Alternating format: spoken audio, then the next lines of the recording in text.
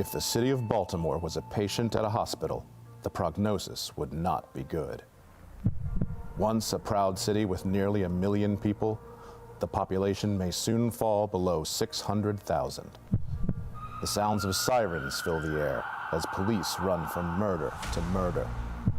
Hundreds of people are dying on Baltimore's mean streets. The scars of neglect are evident for all to see. Crumbling roads, decaying buildings, broken homes, trash piles up in alleys and streets. The sense of hopelessness fills the air. Baltimore is a city in crisis. What can be done to save our city? Who can save our city? From Fox 45 News, this is Your Voice, Your Future Town Hall. Please welcome your moderators, Kai Jackson and Mary Bubala.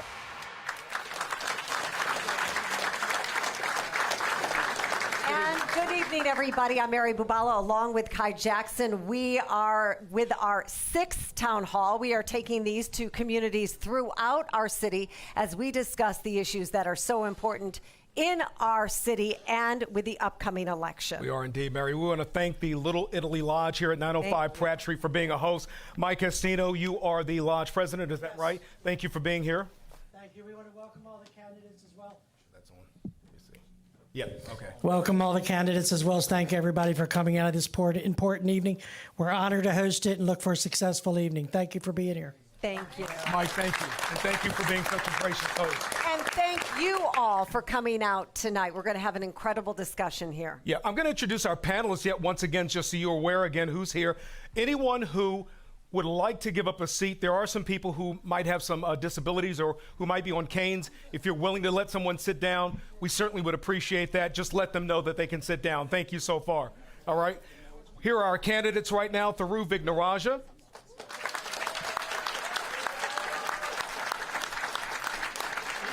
Sheila Dixon, former mayor of Baltimore.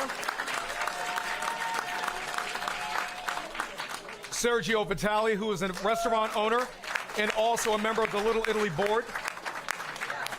Ed Norris, former Baltimore Police Commissioner.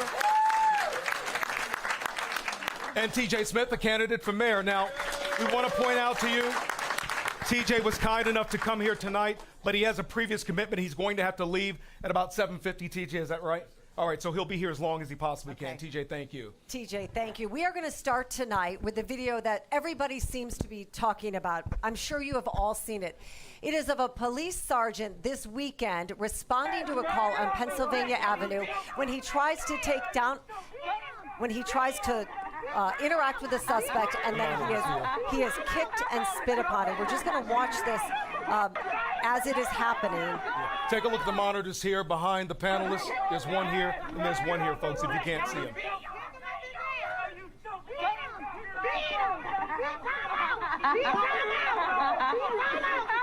And sadly, you see and hear people laughing. It was an incredibly disturbing scene.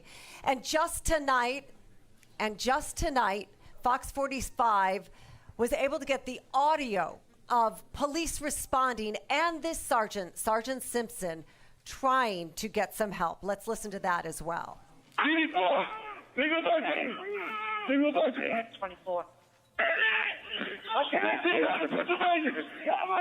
who's that? Where are you? Are we at Drill Hill and Pressman? What unit identifier? 163.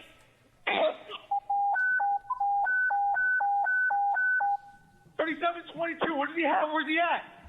City Watch, look like maybe Pensy and Mosier. Pensy and Mosier. Yeah, Pensy and Mosier. Oh, unit 163. Pensy and Mosier.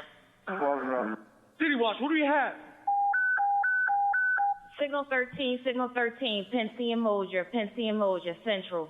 City Watch, what do we have? City Watch, I can't tell from a distance. I was looking at the Pensy and Wilson camera and pointed it down to Pensy and Mosier, and I just saw the cars down there and people running. All right, 30. We got him in custody. We could 32 this. A disturbing audio of what happened that night. I want to ask TJ, when you hear that, have we hit a new low? Well, one of the worst things, having worn a uniform before, is hearing that Signal 13. One of the worst things when you hear that audio of that Signal 13, that's one of the worst things. It makes your stomach sink as an officer. But that's the absolute anarchy that we've sunk to, because we have elected officials, sitting elected officials, continuously calling everyone in the Baltimore Police Department corrupt. That language has to cease, because that's putting our officers in danger that are going out there protecting businesses and communities. That officer was out there that night checking on businesses, doing exactly what we're asking them to do. With all the talk of the consent decree and they can't do their job, he was actually out there doing it, and this is what he had to deal with. That's a problem. We should not have to deal with that, but it has to be condemned from the top up, and we have to restore pride in the agency of those who are actually out there doing their jobs every day. And I know it has been condemned, really, from the top down at this point. Ed Norris, I want to ask you, though, as we're progressing the conversation after we're seeing days of this video, what does this video do to harm the ability to recruit police officers to work in our city? We're 300 officers short. Would you want to work here? No. No. So, I mean, what this has done is an environment's been created, as TJ said, where the police have become vilified. There's a false narrative being told. And now you have this, where police officers are being assaulted. We had one this afternoon. Officer was assaulted by 30 kids. I got the officer contacting me and told me what happened. This goes on all the time. And it's being enabled, it's being allowed, it's being encouraged, because now the police are vilified, and you've got a state's attorney now that seems more interested in prosecuting police officers than criminals. And now the officers are afraid to get out of their cars and put their hands on anybody, which is why they're carrying guns again. It's a simple problem, but it's not a simple fix. But this is, yeah. Sergio, as a business owner who lives here in Little Italy, like the neighborhood in Baltimore, you all have had your share of issues. What's your thought about what happened? I mean, it's terrible. Obviously, it frightens us all. As a business owner in this neighborhood, we have money invested in the city. We're, just beyond being residents, we're invested as well. And business is down, and it harms our ability to do our job. We're all scared, and we need leadership. That's why I'm happy everyone who showed up to this is here. We'd like everyone who's an announced candidate for the position to be here as well. But none of us are immune to the problems of this. It spills over into every aspect of our life. My building was broken into this year while I was upstairs. Your restaurant? At my restaurant. And so, none of us are immune to it. And, my heart goes out to the people who have to, enforce the law. Ms. Dixon, with all due respect to Ed Norris, people understand, would you want to work here? We can't leave the citizens of this city high and dry. So just saying, would you want to come here isn't enough. The citizens of the city deserve police protection, and they do deserve leadership. What would you do if you were elected mayor? Well, first of all, looking at that video and seeing what happened, the officer, number one, was very respectful and was doing his job and did not get abusive and try to pull out a gun or anything. So I really commend that officer. I'm sorry that happened. But secondly, we have lost respect for each other in this city. And it's gotten so bad where not only just with police officers, but with each other. I mean, you can be driving down the street and people cut through you and they disrespect you. But we have to begin to deal with some rooted issues that have affected us here in this city that we're not facing. And you need the kind of leadership that understands that there's a balance. There's a balance in how a police officer is supposed to carry himself and respect the citizen. And the citizen also has to understand and gain that trust back. Because we have a lot of great officers in this city that want to do the job, that want to come here and do a job. I mean, I talk to officers every day in the city when I stop. But one of the things that has to change is so that we can gain that trust back, instead of being on that corner of Pennsylvania and North Avenue in that car, it would be good for those officers to get out and walk that beat, talk to the people in the neighborhood, get to find out what their concerns are, what the issues and challenges are.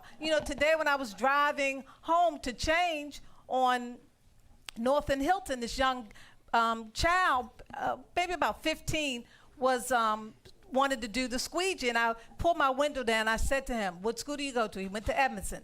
I said, "What is it going to take to get you off this corner? If I come back and take you somewhere about getting a job, would you be open to do that?" And he said, "Yes, I would." That's what it's going to take, that kind of commitment. Well, I want to just bring up a fact it's sort of a segue to that. We saw at the Board of Estimates on Wednesday that Kim Trueheart went there, and she has this group of former squeegee workers who are now trained to do landscaping work, and they were trying to win the contract. It's a $40,000 contract that would be paying citizens of our city to work and not be on the corners. That contract was tabled for, I think, another week. The city leadership wasn't able to make it happen through. Do you see that as something that is just unacceptable? I know Kim Trueheart called it insane. Yeah. You know, city leadership is failing us in every possible respect. I don't know that there's a single thing right now in Baltimore that is working. And I honestly don't understand how city politicians who don't show up to these forums, who don't come here to defend their record, who don't come here to answer questions, expect us to vote them back in. Let's just put some numbers out here. In 2010, there were 17,000 vacant houses. In 2019, there were 17,000 vacant houses. In 2015, 2017, there were 343 murders. Last year, in 2019, there were 348 murders. In September of 2018, 60 schools were closed because there was no air conditioning. Last year, September of 2019, there were 60 schools that were closed. Nothing is getting better. And these city politicians, they blame one another, they deflect responsibility, they delegate their decisions, but they're not leading, and people are fed up with it. Well, I would like to talk about that issue since I understand the Board of Estimates. Yes. What I would have done as the leader of the city and what Kim Trueheart has done by taking young men and taking them off the corner was to sit down with the administration, sit down with the contractor who wanted this contract to do the work, and had them work in partnership together to hire those young people. I believe that that was an easy process to happen. And it speaks so to for it not to, you know, is disturbing. And it speaks to the challenges where they say root causes, root causes, root causes. Right. We have a specific group of people that we know what the root causes are, and they can't even figure that out. I just saw a tweet earlier that many of these kids were taken up to Cecil County to do work for a landscaping company and a contract there because we continuously fail them. Then we continue to blame because we keep doing the same thing over and over again. Well, should there then be a piece of legislation passed by the city council that says city contract, the work has to stay within the city, if it can be, if there are companies that can provide it? You can do legislation, but you could also do an executive order, which I did from the mayor's office, that says that we're going to hire city residents. But even aside from that, the fact that this contract was really focused on an area that these young men were being trained in, you would think that the business who was getting the contract would have said, hey, I understand this. Let's work together to make this happen so we can support these young men. Sergio, I want to ask you, you talked about city leadership. What are you looking for specifically from city leadership? What do you need as a business owner in Little Italy? Well, you know, we talked about squeegee kids just a moment ago. It's symbolic in a way. There are a lot of county residents who won't come into the city because they're off put by the brigade of homeless people, squeegee people, just the welcoming committee that they get at the end of 83 and at the beginning of the city. And it's already illegal to solicit in the streets. And when we can't solve that problem as a city, it sends us a message. How are we going to solve bigger problems like murder, like drugs, like crime? We can't get kids into schools. Truancy cops can't get kids into schools. So it's a symbol. It's frustrating in that perspective, but it's also hurt our business. Since Freddie Gray, we're down 30% at my place, and it's 50 and 60% at others. And conventions that were canceled during that window, now we're feeling the effects of them. They would have planned a couple of years in advance. So we're right in the middle of that period where we're not bolstered by conventions. People are off put by the welcoming committee they get at the end of the highway. And we're all suffering as a result in the city because there are only so many residents to go around. That's just from a business perspective. And then as a resident, there are other issues you have to deal with as well. We're going to get into some more questions. And panelists, with all due respect, try to keep your answers as short as you can just so we can get to as many people and as many of you tonight. Mr. Smith, let's go back to this case. We want to ask about juvenile crime, as Mr. Vitale's talking about the situation with this officer who was attacked. One of the three people who attacked him was a juvenile. That person, we found out today, has been remanded back to the juvenile system. That's a problem, and the juvenile system is taking quite a bit of heat right now for not being the rehabilitative institution that people are expecting it to be. Yes, and I'll be an advocate for juvenile justice reform. We can't treat the person, the kid that's going to run in and steal something, a candy bar, the same we treat as somebody who's striking and kicking and beating a police officer. That's the same thing with a child, a 16-year-old or 15-year-old that yanks someone out the car with a gun and slams them to the ground. They're not the same person that's going into the store stealing something. So juvenile justice reform is way overdue, and we have to make sure we're not scared to use the words accountability and responsibility. We're failing our children by not correcting them. We're slapping them on the wrist. And how many honest parents have we seen come forward lately and say, I knew he was going down the wrong path, and no one would do anything? We're failing our kids. Mr. Vignarajah, what would you do? You know, we are doing these kids no favors, teaching them that there are no consequences for their crime. It's an unacceptable lesson to teach them because it puts them on a path where they're going to either end up dead or in prison. So what do we have to do? We have pledged a couple of very specific things. Number one, the community has no idea what's happening with these cases. We've pledged an anonymous public monitoring system where you see every case that happens in the juvenile system and you know what happened to it. When is it going to court? What is the sentence? What is the disposition? That's the first thing. The second thing is that we have to create a clear pipeline for kids that need a second chance. We want to make sure that we use the fact that they've engaged with the criminal justice system as an opportunity to link them up with apprenticeships and jobs so that that encounter doesn't become a defining part of their record. It becomes an opportunity to become better. And the last thing that we have to do, there are a growing number of violent, repeat juvenile offenders. They are doing it over and over and over again. When I was chief of major investigations in Baltimore City, we monitored them. We actually kept track of the individuals that were doing carjackings and shootings and killings when they were 14 and 15 years old. We have to make sure we pay special attention to them. Quickly, let me move one question then to Ed Norris. Ed, you recently said you just kind of contrasted the position of the police commissioner Michael Harrison, saying that you don't want to do micro zones, you want to go after people. Explain that, please. I don't believe in these hot spots or any of these programs we've had in the past. As Thuru just said, you've got a core of predatory criminals. It's not you don't have 700 carjackers in the city. You've got a small core of really predatory, dangerous criminals, many of them juveniles. And you all know who these people are. You know who they are. You need to focus on them because what people are missing here, that video, you were seconds from another riot because police can still defend themselves. Well, that gun was exposed. If there was a wrestling match for that pistol and that gun went off and one of those kids was killed, what do you think would have happened in the city, despite the fact the sergeant was being assaulted? This is warrant apprehension. What happened to warrant apprehension? This is when the sheriffs and the FBI comes in and they're kicking in doors in the morning and they're getting the repeat violent offenders. Is that happening or not? And they have to be held accountable. Right. We can't just keep the revolving door going. So we have to legislate, and that's part of my package, to legislate more to hold violent repeat offenders accountable. We can't be scared to say it. There are too many candidates that are scared to say bad people need to go to jail. Anyone who wants to kill or hurt one of you needs to go to jail, period. That's your question? The warrant apprehension piece is, to me, the most important thing you can do. There aren't enough police officers to have them go out and talk to the community. They can barely handle the calls now because you're down about 850 cops.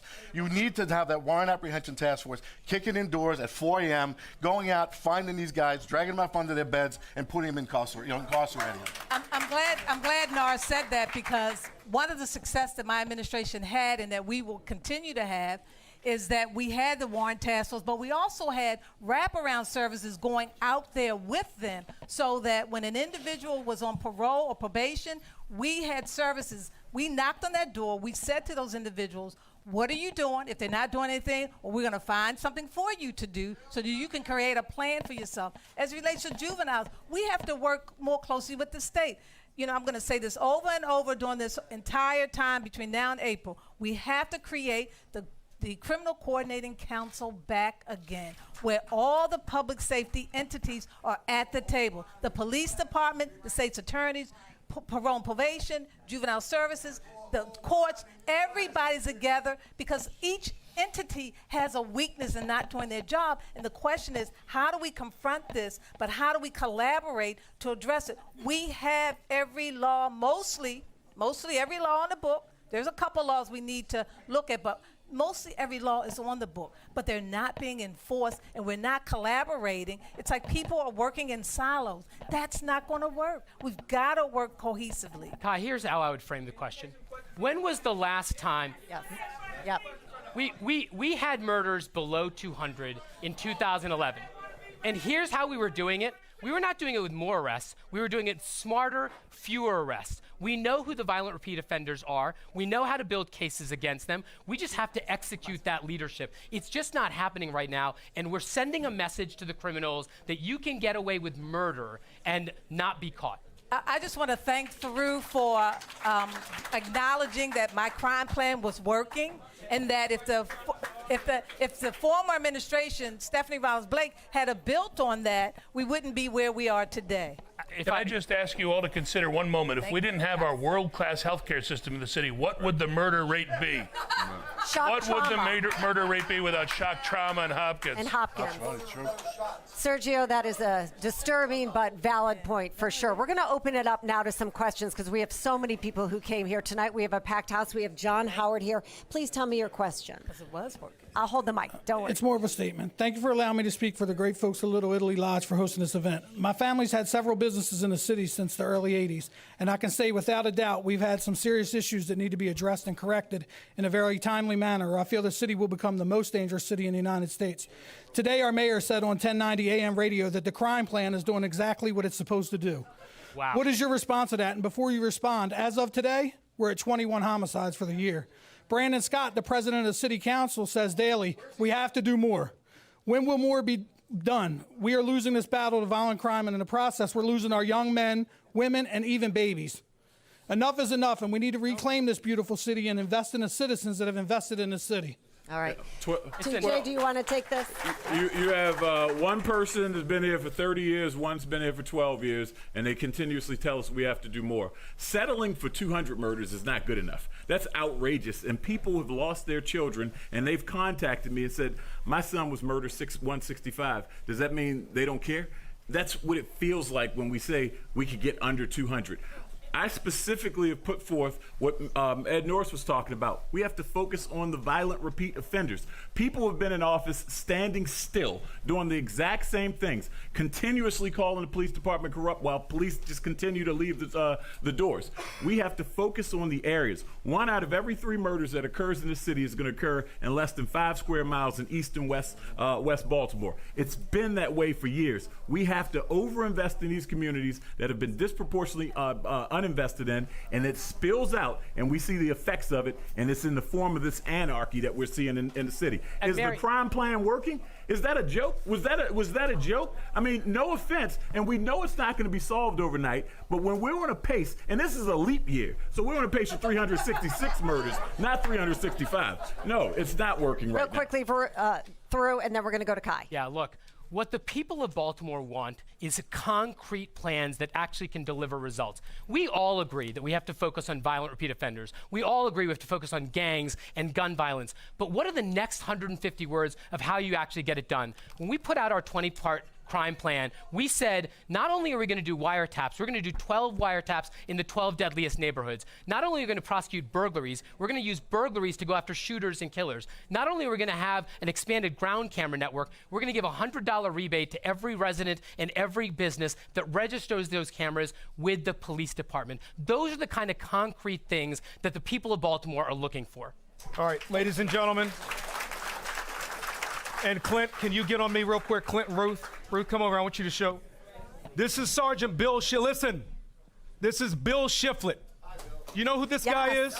Yes. This man, this is a police sergeant who was shot protecting the citizens of the city at a methadone clinic last year. That's who this is.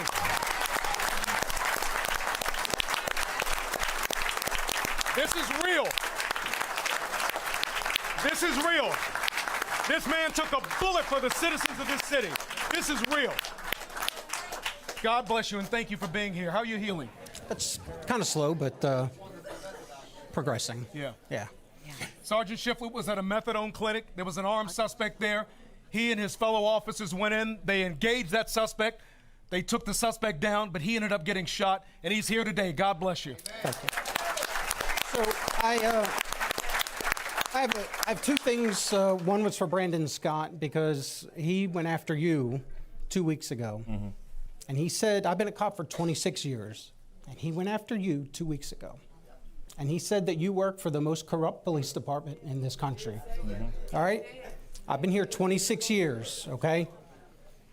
I don't know what police agency he's talking about. While he enjoys the protection of that agency with armed police officers protecting him, but he's wrong. Of course he is, because he didn't want to defend his record. Understood, of failed but policies. nevertheless, he's wrong. He went after you. Absolutely. You're a good man. Thank you, sir. All right. Mr. Vignaraju, last year, you were stopped by police officers in the Eastern District. All right? We have a policy that you said you were familiar with in an interview with the media, and our policy does not allow police officers to turn off their body-worn cameras. You put that sergeant in a position using your influence.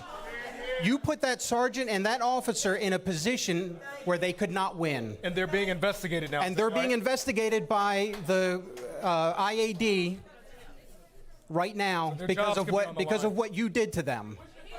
Now, I don't want you to comment because there's nothing you're going to say to me or anybody out here that's going to justify what you did to those police officers. And I'm speaking as Bill Shiflett, but I know the policy.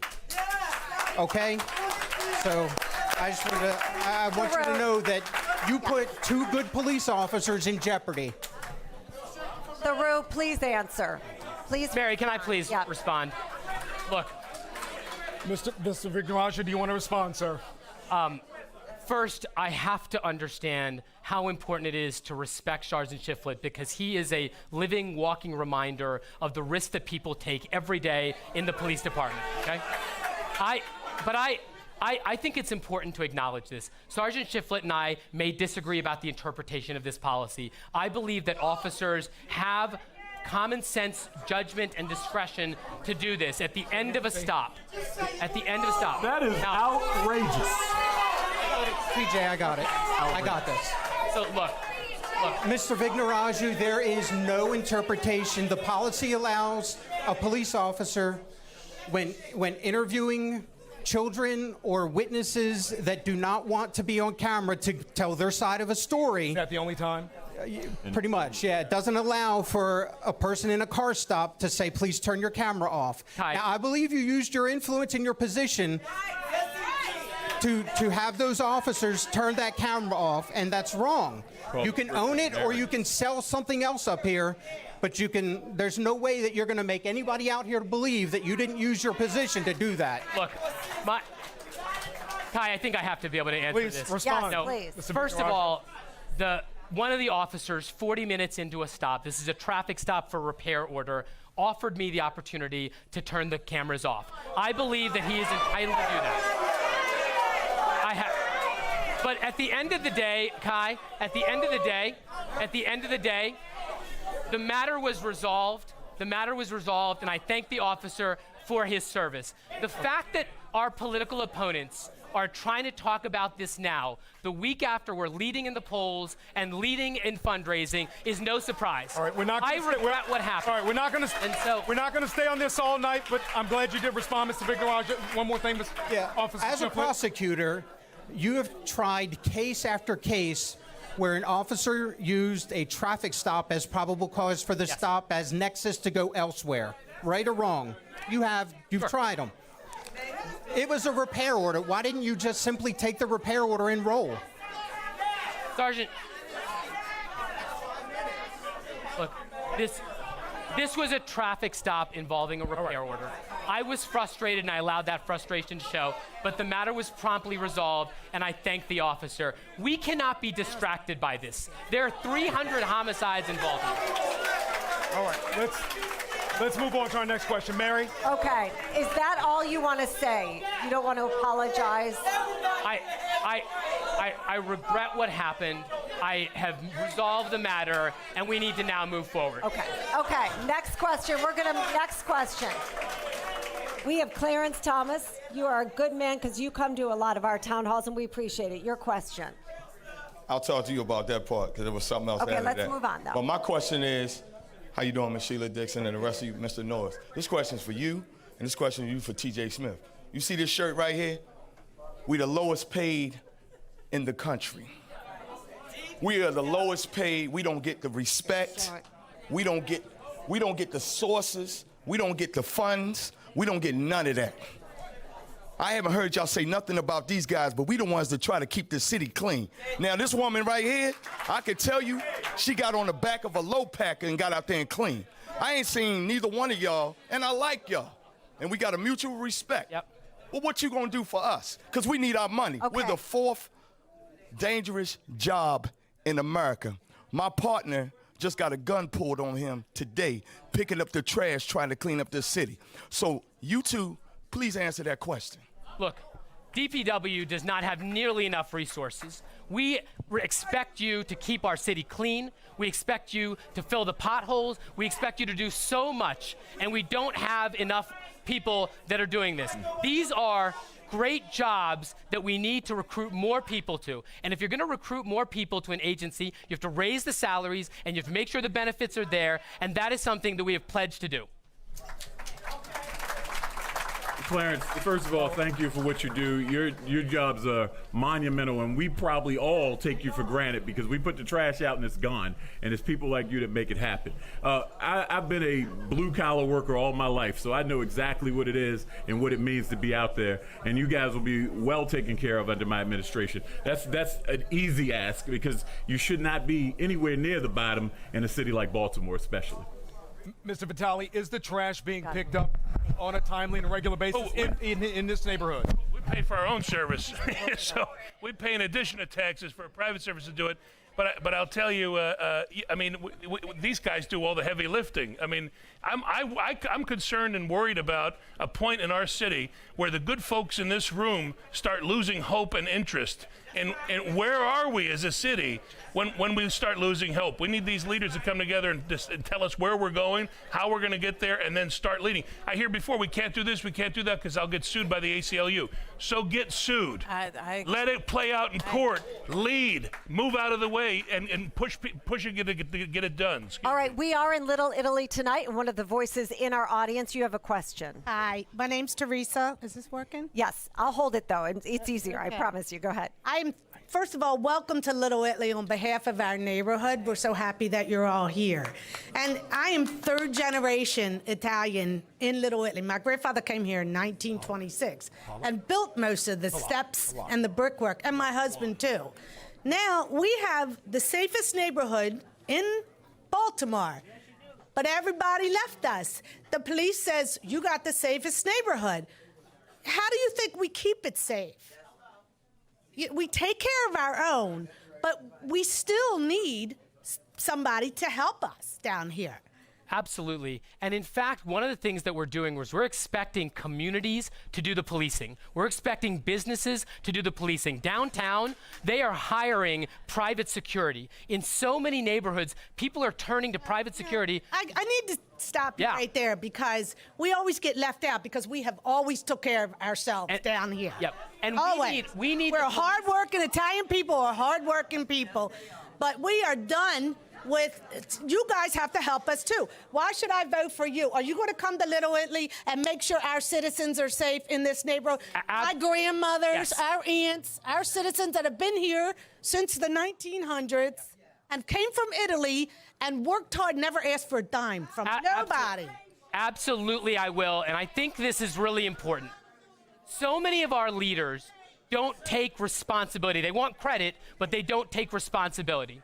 I want to make something very clear about our campaign. If crime doesn't go down, blame me. If the schools don't get fixed, blame me. If the potholes don't get filled, if the water bills are wrong, blame me. I'm going to do the work that needs to get done to actually fix these problems. Okay, and folks, we want to make reference to a graphic we have up right now. Do you feel safe in your neighborhood? The respondents, yeah. Well, look at the board right here. The respondents are in scientific survey. 70% are saying no. 30% are saying yes.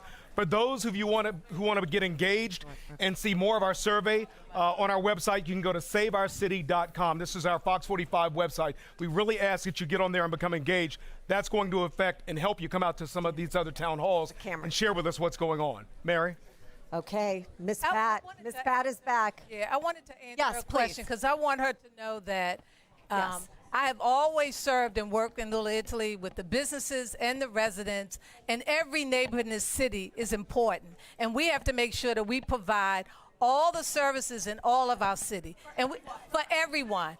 You know, we have to be consistent with it, and I know that, you know, under my administration, we will be even doubly consistent because, you know, the thing about it is we have to not only retain people to stay here, you know, as we begin to attract people to come back, but we don't want to lose more people. I know how important your community is. I can tell you how many times I've been in the restaurants in this community, as well as worked and gone to St. Leo's at all the community group meetings, etc. So I will continue to build on the success that we've done, but also in addition to trying to attract people to come back and work and live here and participate in what's happening. All right, Miss Pat, your question. Okay, can I hold this? I feel comfortable. I'm I not say going to talk one- long. can I say First one- of all, let's give God some praise up here. Okay. Let's give God some praise. See, what happened is, my mic, this mic not on. It's on. It's on. Can y'all hear me? But if I hold it, it's easier. Short and question. Okay, I can't do it short. Can you hear me now? Y'all can hear me? But there's Okay, so no. many people who have questions. So it's all right, check this out.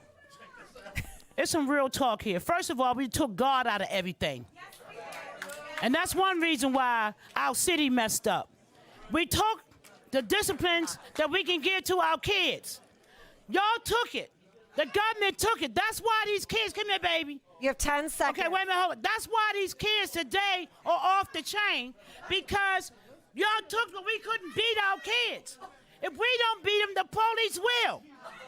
We got to go back to the parents. We've got to go. No, Kai, we you're. gotta go back to the parents. Thank you. Thank you. All right. Okay, let's get to our next question. We need to ask questions. No, Let's get to our next question. All right. Thank you. Thank you. Okay. I mean, We understand. We understand. I agree. Let's get to our. I agree. We do. We understand.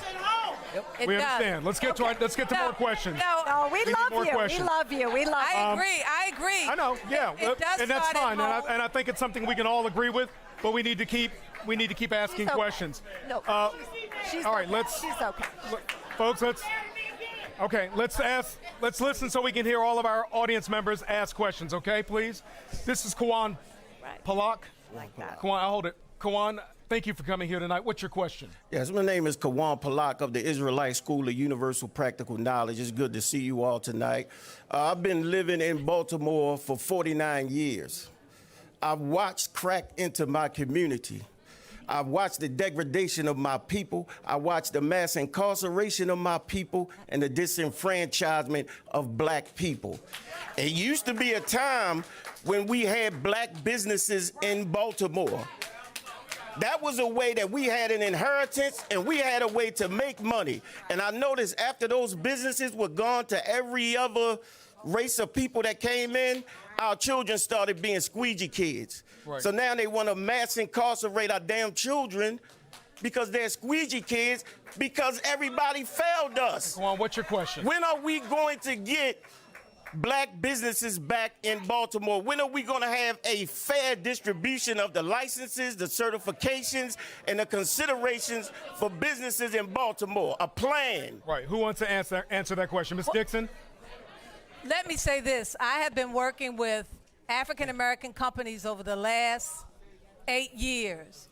And one of the things that I recognize in working with African-American companies, mainly in the construction and construction-related areas, that financing is a big piece of how we continue to build on and creating black wealth with black businesses.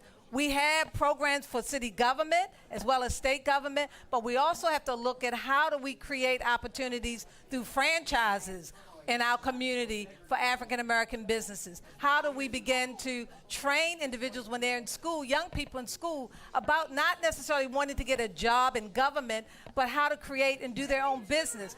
The resources is in financing that we have to begin to work more closely with the banks to provide that financing, as well as open up opportunities. And a prime example is what Kim Trueheart did when she went down to the Board of Estimates with her group of young people, said to the business, they're doing this, let them do this. Right. So I know what it's going to take because I work with them on a daily basis. I know what their challenges are. Not just to set aside businesses, but how to become prime contractors, because black businesses hire individuals that look like me and you. Here's Mr. Virgaraja, please. Here's the biggest problem. If you want to understand where the priorities of city government is, you got to follow the money. Okay, you got to follow the money. Over the last 10 years, the last 20 years, over the last 30 years, you see the city subsidize and invest in Harbor East and in Canton and in Federal Hill and in downtown. But Park Heights has not gotten a break. Edmondson Village has not gotten a break. Cherry Hill, Walbridge Junction, none of these places are getting investments. So we have to make sure that the way that City Hall invests money and supports development is fair across all neighborhoods. But it's not just how we spend money, it's also how we collect money. In the last couple of months, we learned that City Hall is not collecting money from the people that have it. The Ritz-Carlton, they had a $2 million water bill. They just didn't collect it for the last 20 years. The Lyft and the Uber in the last week, $2.3 million, they didn't collect that money. That's $4.5 million that we didn't collect. If you were in a business and you didn't collect $4.5 million, you would be fired. Instead, our city politicians want a promotion. All right, we have another question from our audience. Can I just say on behalf of the restaurant community, the business community, anyone who wants to come in as a squeegee boy and wants a job, we will take you. We'll put our money where our mouth is. We want people to be our customers, our guests, our staff. We want to work together. We live here, and we're of Baltimore. Baltimore has to do well if we're going to do well, and vice versa. And I'm happy to offer a job to anybody. So, Mr. Vitale, you're offering the young man jobs. on the corner that I met. You also, bring them Mr. down. Vitale, Make that you also connection. pointed out to me before the town hall started, you've had a challenge getting squeegee workers to come in and work I've for you. offered jobs to 2 or 3 of them. Sure. It didn't show.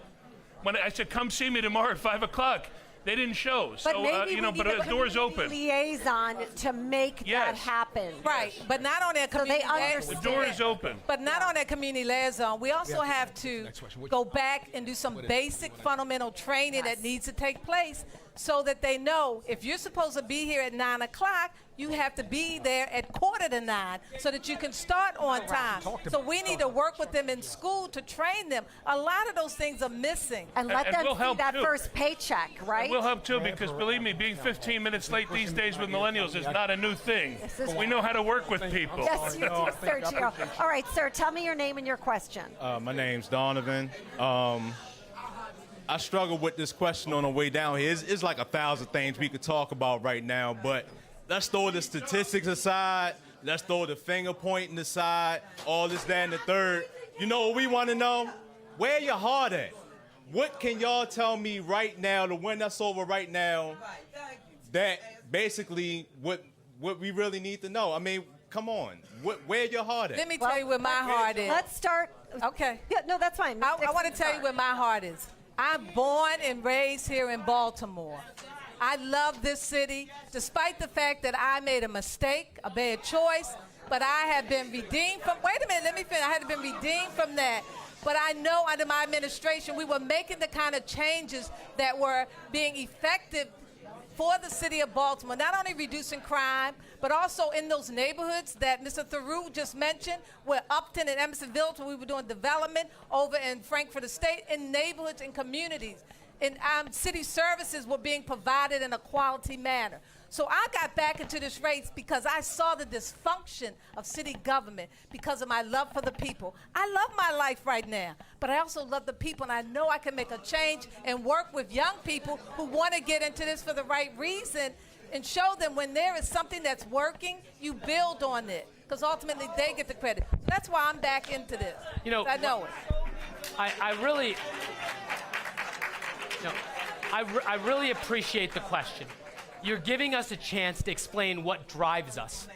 This city saved my family's life. My mother came here in 1970 to teach math at Poly.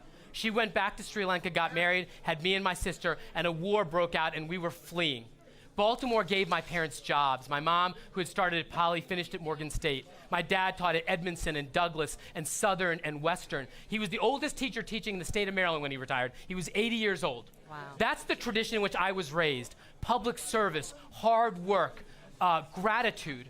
I am running because I love this city. This city is in crisis, and we can fix it. We can fix it together, and that's what I intend to do. Thank you, Throw. All right, we have another audience member who has a question. Miss Alice Wright, how are you, Miss Wright? I'm fine, and you, sir? Good. And Miss Wright, what's your question? Well, it's not more or less a question. What I would like to ask, if one of the panel that's on the panel will yield me some time, because I need more than 45 seconds. Well, we have to ask questions because we have a lot of people behind you, Miss Wright. I appreciate that. I do. yield mine I do. to her. We have to get to everybody. She says she yield me her time. You have to. My heart is heavy. My heart is heavy because we done left out the most important one that can take care of all this. That's God. His son Jesus and the Holy Spirit. That's who we need to take care of all this. They can't do it. I know. That's right. I know. All we've been doing. That's right. Let me get the mic. It's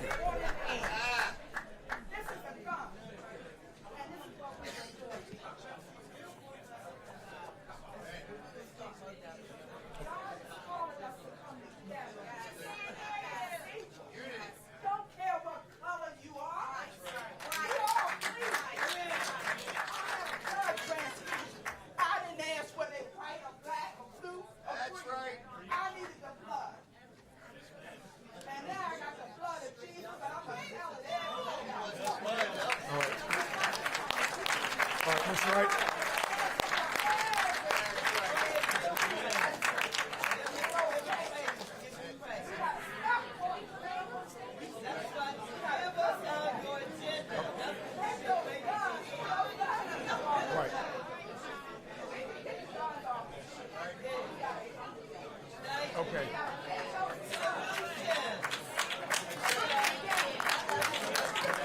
All right, Miss Wright, can you come over here with me? This is what you're going to get. Right, can you come over here with me? Thank you. Okay, can you come over here with me? Come on, thank you. Thank you. Thank you, Miss Wright. No, thank you. Thank you. Thank you. You have a testimony, and we appreciate that. No, thank you. Yes. Yes, ma'am. I hear you. Okay. All right. All right. Okay. Yes, ma'am. Yes, ma'am. Yes, ma'am. Yes, ma'am. Yes, ma'am. Yes, ma'am. We want you to. Yes, ma'am. Yes. Yes, ma'am.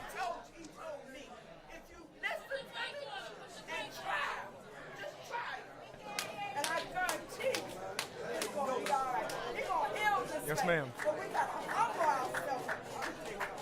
Yes, ma'am. Yes. Yes. Bless you.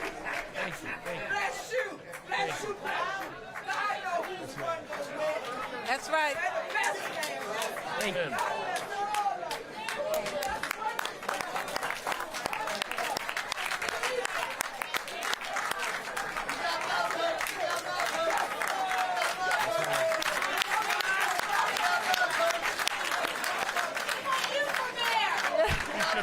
Every event. Set the tone.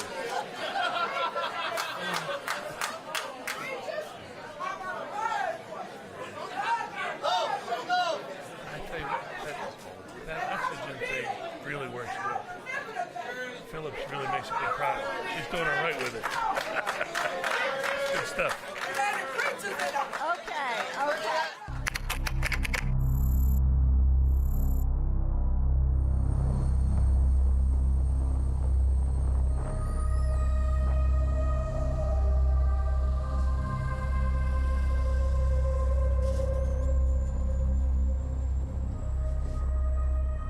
keep talking about what we're going to do, what we're going to do.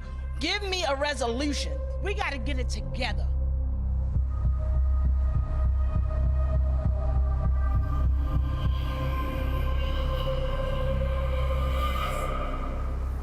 Blood has been shed all over this city due to politicians and people in office being greedy.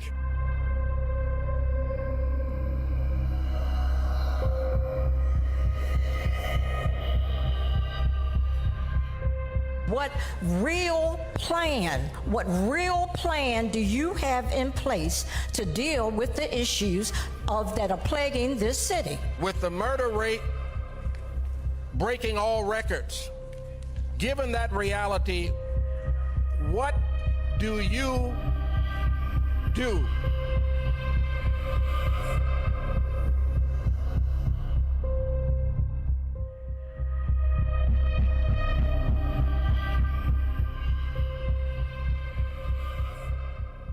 Everybody's not working together for one city. We are the city. So it's not a political thing, it's a community thing. Get your voice heard. Take our survey. I have water. Go to saveourcity.com. One city, one goal. Oh, she's gone. All right.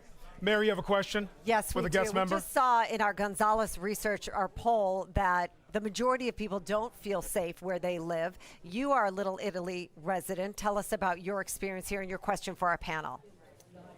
My name is Michael Salcone. I live across the street. I was born and raised here. My friends in the county ask me why I'm still here. And I tell them that Baltimore is kind of like my junkie son. I know he's all messed up, but I love him. And I just keep hoping that he's going to come around.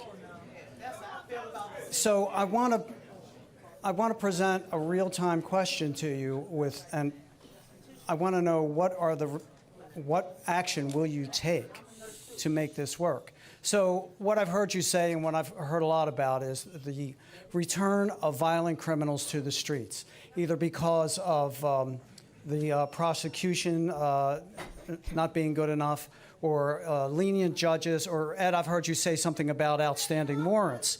What can you do as mayor to affect those agencies that are basically independent? I know you're all saying you're going to do something about it. What specifically can you do? Yeah, I think a lot of city politicians have claimed that they don't have the power to fix anything. They say the police department is a state agency. The schools are run by Annapolis, so it's not my responsibility. It's not my fault. That's just not true. Where we police, how we police, what we prioritize, whether it's burglaries and murders or shootings and gangs, is up to City Hall leadership. The police commissioner reports to the mayor. And what we did when we were driving violent crime down in the most recent period was using the kinds of tactics that were working all across the country, that were working in Baltimore. We can make sure that the priorities of the police department are on violent repeat offenders, on wiretap investigations, clearing the burglary crime scene backlog, low-level offenders being diverted to apprenticeship programs. Those are all things that leaders do. Right now, we've got a police commissioner who is like a quarterback without an offensive line. He's got no running back, he's got no partners, he has no offensive coach. We need to make sure that the politicians are put aside and leaders come in there and do what leaders do, which is lead. Yes. Yep. How does that affect the judiciary? How can you, as mayor, affect the judges on the bench sending down lenient plea deals? Yeah. I'm no apologist for the judges, but I want to be honest about this. There's 4 ways cases get resolved in Baltimore City. They get dropped. We're gonna keep going on. Number 1, they get dropped. Number 2, they result in a plea agreement. They go to trial and result in an acquittal, or they go to trial and there's a conviction. Judges only control the cases where there's actually a conviction. A couple years ago, there was only 175 trial convictions in all of Baltimore. All the other cases were getting dropped or lost or pled out. Ms. Dixon, do you want to answer? Please go. First of all, what he's saying, some of it is accurate and some of it's not. Some of it he does not have as mayor, if he were, the power. This is what has to happen. First of all, through the Criminal Coordinating Council that was demolished, that needs to come back to the table, where you have the courts, the judges at the table, state's attorney, the police department, parole and probation, all of the public safety entities from the state level to the local level. And during that process, each one has a role and responsibility. So you're looking at data. Yes, we have to go after the most violent offenders. That's what our administration did, focus on the most violent offenders. We created the gun registry where we went after and we tracked and documented those illegal guns, and we went after those individuals to find alternative ways for them to be trained. But that coordinating council is key to come back to the table, because each entity, when they work separately and not collectively together, then they're not talking and they're not addressing where the various weaknesses are within the system. Okay. That's a key element that a mayor can do. All right, let's move on. Let's move on, ladies and gentlemen. Get some more people in here. Another question. What's your name? My name is Mecca X. Muhammad. I am running for the U.S. House of Representatives, Maryland 7th Congressional District. My thing is I'm planning to represent not only the 7th Congressional District, but the whole city of Baltimore, the whole state of Maryland, the whole country. Furthermore... Mecca, do you have a question? Yes. Just a few minutes. Bear with me. Please be patient. You only have 30 seconds. Okay. Wait a minute. Those are the rules. Okay. I'm being patient. And my name will be on the ballot in April against the rest of it. Anyway, however, Baltimore is in a crisis like we have never seen before. At the rate that we're going, we'll be the 6th year in a row of over 300 murders. We as the people possibly cannot allow this to happen. We have people that's held their positions for years while Baltimore and other cities like this continue to decline. Yet these politicians have the audacity to ask for another term or a higher office in government. Mecca, what's your question? Former politicians feel that they can do better for the city because they have been former politicians. However, and then we have people like Thurberger. Mecca, what's your question? We need a question. I respect it. We have to ask questions. Okay. Everybody needs to get a chance. How do you plan on investing back into our communities? How do you plan on having the long-term solutions for the crisis that Baltimore City faces from the federal, the state, and the local levels? Do you plan on helping people get their own home ownership, home business ownership, property ownership? Do you plan on putting trades back into the city for the school? Okay. Do you plan on helping other individuals such as the elderly to have their own communities and their own transportation? Let them answer some. What do y'all plan on doing? Let her answer. Well, Let her answer. first of all, I appreciate your question, and you're running for federal office. Yes, and just so you know, our federal representatives are very key in this process, because a lot of federal resources we need in order to do some of these additional things in communities. So you asked a lot of stuff, but let me just go through quickly a couple of the areas. One, in the area of how do we restore certain neighborhoods who have been depleted with vacant properties. One of the things that I'm proposing is a land bank. City does not have necessarily a lot of money. We're not going to use TIFs and pilots, but we have property. We're going to leverage that property. If an individual wants to buy a home, take that home, we're going to give them that, take those liens away so they can redevelop that. In some cases, we'll work with small developers who want to clear away an area, but we have to create new neighborhoods. Wait a minute. I want to create senior neighborhoods like Stadium Place on the west side for our seniors.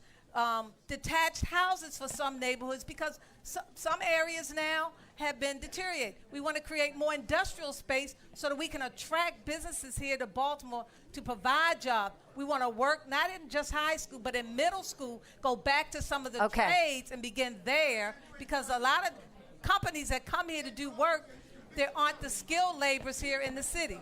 I don't mean to cut you off, but we have a lot of people who have questions. Okay, we're going to look at a graphic. Do you trust the current elected leaders to run Baltimore? It's unscientific, but 88% say no. Our next question is from Carl. Tell me your question. Appreciate it. My question, I would like my answer to come from Mr. Ed and on down. My question is, when will the city have strategic response teams to be on the ground before there is a problem in the communities? And I mean 7 days a week, 24/7.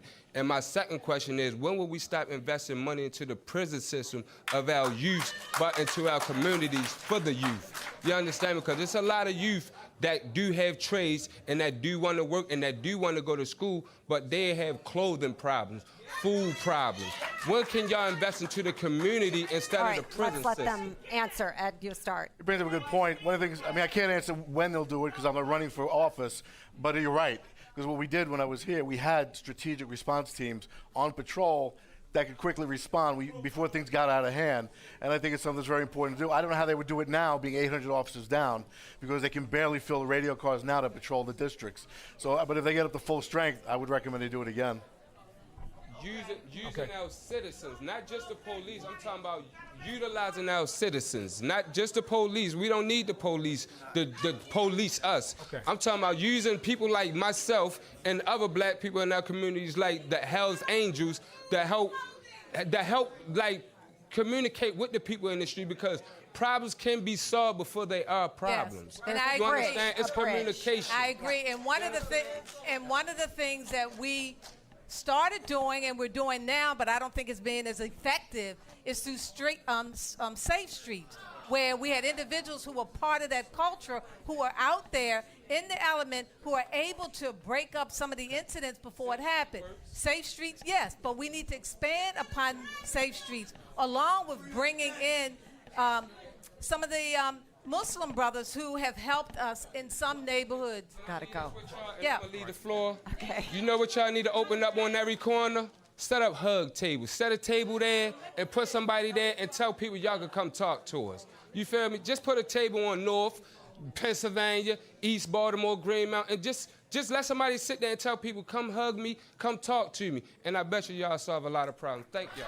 All right, thank you. This is Charles Snow. Charles, what's your question for the panelists? I'm gonna ask a deep, honest question. How do you expect to restore our honesty, our dignity, our respect through all the corruption in the cities, state, and federal levels?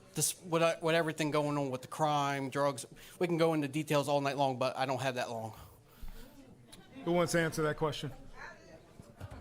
For me, it's going to be a matter of working triple for people to gain my respect and trust back. And I'm making that commitment to be transparent and open and honest and open it up where the community is engaged and involved. Not where we have selective people who are part of the process, but everybody in the community be engaged and involved. That's how we get citizens to take more responsible for their neighborhoods and communities working together. You know, trust in government has never been lower.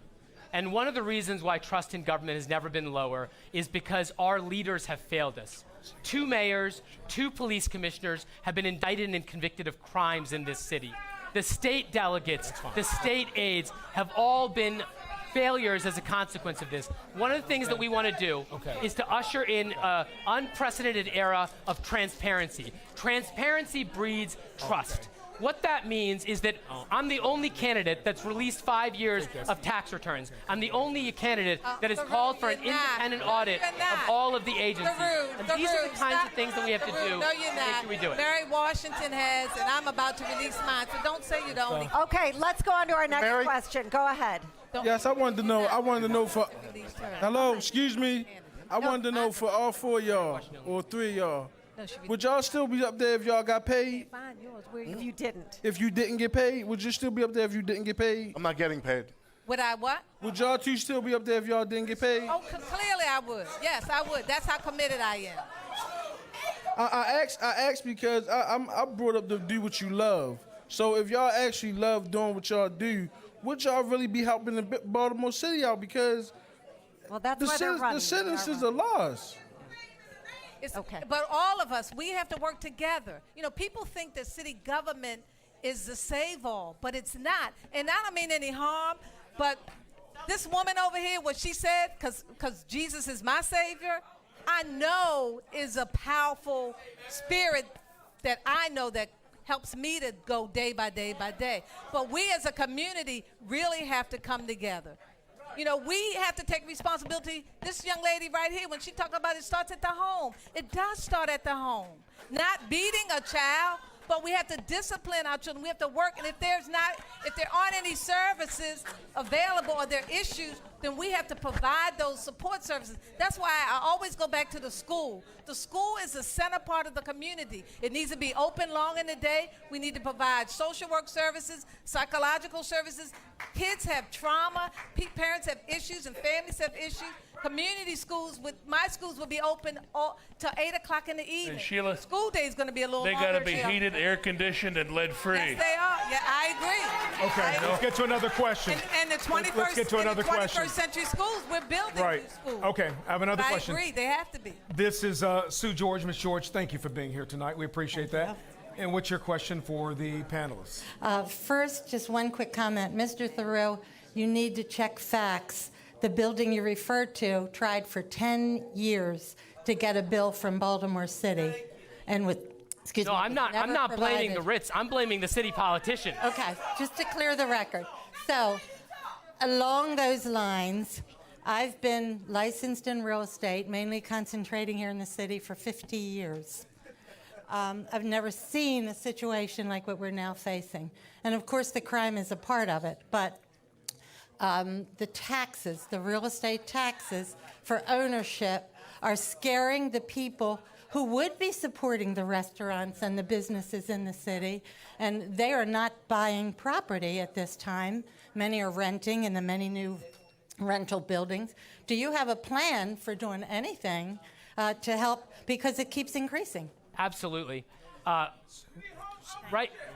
The best barometer of a city is whether or not people are coming in or leaving. And right now, people are leaving in droves. And one of the reasons they're leaving is we have the highest property taxes in the state of Maryland. We expect families to pay twice as much in taxes for their kids to have a higher chance of getting shot on the way to a school that doesn't have heat or air conditioning. That's ridiculous. We put out a plan to cut property taxes in half in 10 years. Tony Brandon, the former head of WYPR, said this is the first plan he's ever seen that is visionary and actionable, that we can actually get it done. And at through2020.com, you'll see the full plan on how we can reduce property taxes in half. Sergio, do you ever think of taking your business out of the city? Now more than ever. We've been here for 22 years, since 1998, and we never once considered it before, but these days we're thinking of it strongly. Again, I shudder to think about the day when the people who are invested most in this city have lost all hope and decided to roll up, and some of my colleagues have done that. Just about every famous and popular restaurant and bar you know of has a location somewhere else other than the city. That's not because they wanted to go explore new territory. It's to keep the city location alive, because they can't do it in the city alone. Okay, thank you. Another question. Yes, good evening. I'm Leo Burrows, presently a candidate for president of the city council.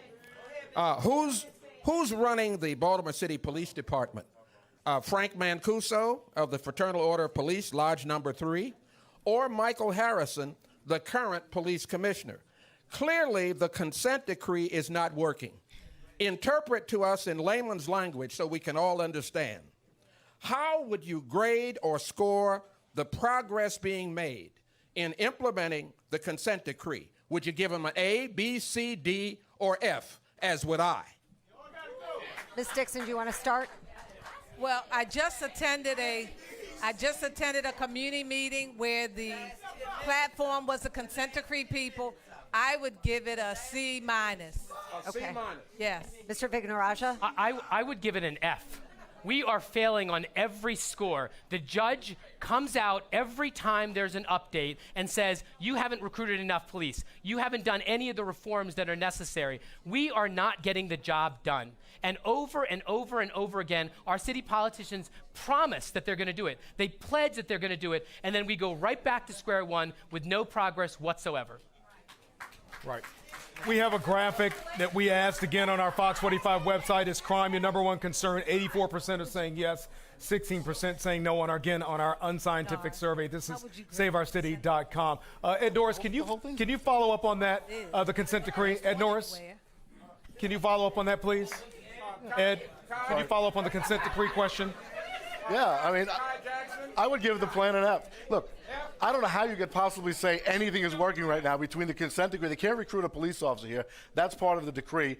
Crime is higher than it's been So they set records last year because we've lost population. So per capita, it's more dangerous than it's been in the city's history. So you've got 350 Baltimoreans being murdered every year, 800 failed murders every year with just gunshot victims, and we want to say the plan's working. I don't know how people do this with a straight face. So. All right, I have another question here. This is Fresca Yerby. Ms. Yerby, thank you for being here. Thank you. And what's your question, Ms. Yerby? My question is, with a city in crisis, you have children, you have the elderly, you have a lot of people that are scared to walk down the street. I mean, I have to carry a stun gun. I have to carry pepper spray because they're targeting women out here. And the kids, my son is 10 and he's scared. I have to drive him to school in the morning because of where I live. So my question to you is, what can you do to help us? And what can we do to help you all to keep our neighborhoods, our kids, our elderly safe? Where do you live, Ms. Yerby? I live in the PVG, Pleasant View Gardens, former old Lafayette projects. Yes. And it's been nothing but crime, all up and down. All up and down, and it's everywhere. It's not just secluded to one area. But when your back is up against the wall, when you're nervous and you're anxious to walk down the street, that's a problem. That's a big problem. What can we do? What can we do to help you? Because people are saying that they're not safe, even if they do cooperate, they do work with them. She wants help, but she's offering help at the same time. Thank you, Ms. Yerby. What can we do? Yeah. What can we do? Ma'am. Yes, I hear this all the time. In every neighborhood, you hear people say, it's not just the big decisions, it's the small ones. I'm afraid to walk my dog. I'm afraid to park down the street. I'm afraid to go a couple blocks, so I take an Uber instead. In every neighborhood in Baltimore, people are more afraid than they have ever been. And one of the things that we have to do is to make fighting crime a priority. It has got to be our top priority, and we actually have to have somebody who's done it before get in there and do it. We have strategies that have worked. We've got to take a chance and do something and move it forward, not go backwards. All right, we're going to continue to try to get through our line. Your question, let me sir. say this. One of the things, you're in Pleasant View, which when we developed Pleasant View, it was in order to create a new and better environment for individuals. So to hear that is very disturbing. But one of the things that we have to create in the city, and we have to look at the resources around us, we have to go back to having our police officers assigned to certain neighborhoods and areas so that you get to know the police officer and vice versa. I believe, and I don't know, Norris Mike can confirm it or not, but I believe even with the shortage, we can do this. But I think whatever is going on in the police department today, our officers are discouraged. They have challenges that they're facing as relates to their pension and everything else. Okay. But if they're on the street walking, talking to the neighbors and the businesses in the community, getting to know each other, I'll just give you an example. I'll give you an example. I have an officer that he wasn't my executive protection, but he used to drive me when I was city council president. He was in an area for close to 25, 30 years. He met one of my neighbors. They knew their names. They hadn't seen each other in 30 years. She was a librarian on Greenmount because that was his beat. So they hadn't seen each other in 30 years, and they still knew their names. We've got to get them out of the car. All right, next question. Go ahead, sir. I've waited over 20 years to say this to you, Mr. Norris, face to face. You said on your radio program one time, the Black Panther Party was started to kill police officers. That was a damnable lie. The Black Panther Party for self-defense was started to stop the police from brutalizing the community. And if that is the extent of your sensitivity to the people that they were trying to protect, black people, then you have nothing to offer. Well, I'm not running for office, community. First of all, no, let me finish. No, now, 45 Mayor, seconds. you go ahead. I'm not going to hold these people up. Let me finish. Mayor Dixon. We have 10 seconds. Sir. Okay, look. Crime came down because the economy got better, and you showed a lack of courage because you wouldn't stand up to Martin O'Malley. There's still leaded water running in the schools. All right. You showed a lack of integrity just now. And Mr. Sergio, no. The people who gave the most to this city are the same people who are responsible for America being rich and powerful today. That's the community that you've denigrated all these years. Mary, We have to have responses quickly from all of you. Mary, I actually want to go back to something, because there is Quickly. something that Ms. Dixon and I disagree about. We need 600 more police officers. I'm not disagreeing. We cannot I'm not saying do. we don't. Yes, can't. Let me can. finish. Let me finish. Go ahead. We cannot do what we need to do as a police department Can you if we're down assess hundreds that? of officers. Can you assess that? Our overtime budget was $12 million 2 years ago. We spent 47. Last year it was $20 million. We spent $50 million. $60 million in overtime. Think about the things that you could do with $60 million. Okay, Ms. Dixon. No. In reference to the gentleman's question, let me just clarify something. First of all, I went from community police and I removed zero tolerance that Martin O'Malley was doing to community policing, where we were focused on the most violent offenders. We were working, engaging in the communities. We were going in our prisons, working with individuals. So I just need to correct that. I changed from zero tolerance, where we didn't lock people up because they were standing on the corner. Sergio? I don't know how I denigrated the city of Baltimore, but I love this city. I will say this, it does seem to me, as a lifelong Baltimorean, the people who love this city the most are the ones that get the least from it. It's amazing. The people who've gotten the short end of the stick from this city love it more than just about anyone else. So, Ed, you get to respond as well. Well, first of all, I did say that because when I was a kid in New York City, the Black Liberation Army and the Black Panther Party were assassinating police officers with machine guns from behind. So that's the truth, number one. And I'd like to also respond. I'd like to respond to Mr. Vignoraja said before about two police commissioners going to jail in the city. The problem is very misleading. Your office, the prosecutor in my case was fired for misconduct for framing people. And that needs to be said, because that's real corruption when a prosecutor puts innocent people in prison. Okay, All here right, we go. all right. We're going to wrap up. We're going to wrap up our town hall, folks. I'm going to ask you, we're going to wrap our town hall up. I know, I'm sorry. We didn't get to all our questions. We're going to wrap up. We got to wrap up. I want to ask them a question. I understand, sir. I understand. We got to wrap up. Gia, go ahead. Okay. Go ahead. I'm trying. We've got to wrap. All right, we're going to look at a video very quickly, and then we're going to finish. What's your